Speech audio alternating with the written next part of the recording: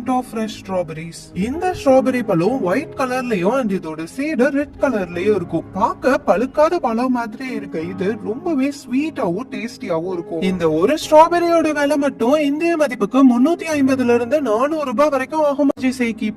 பேரிக்காய் வகையிலேயே காஸ்ட்லியான பழம் தான் இது. யுஎஸ்ஏல அதிகமா விளையுமா. இந்த ஒரு பேரிக்காயோட விலை குறைஞ்சபட்சம் 400 ரூபாய்ல இருந்து 800 ரூபாய் வரைக்கும் இருக்கும். டேஸ்ட்லயும் நார்மல் பேரிக்காய் மாதிரி இல்லாம ரொம்பவே ஸ்வீட்டா லைட்டா ஆப்பிள் டேஸ்ட்லயும் இருக்கும். ரூபி ரோமன் கிரேப்ஸ் ஜப்பான்ல ரொம்பவே ஃபேமஸ் ஆன இந்த கிரேப்ஸோட ஒரு பழம் ஒரு கோல்ஃப் பால் சைஸ்க்கு இருக்குமா. இது டேஸ்ட்ல நார்மல் கிரேப்ஸ் மாதிரி இருந்தாலும் ஒரு கொத்து பழத்தை 8000 இருந்து 10,000 ரூபாய் வரைக்கும் விக்கிறாங்க. லோங்கன் இந்த பழத்தை வெளியே பார்க்க ஹார்டா தெரிஞ்சாலும் உள்ள ஜெல்லி மாதிரி ஃபிளஷ் இருக்கும். இதுல அதிகமான விட்டமின் சி இருக்கனால நம்ம ஸ்கின் ப்ராப்ளம் எல்லாத்தையும் சரி பண்ணும். இது டேஸ்டும் சூப்பரா இருக்கும்.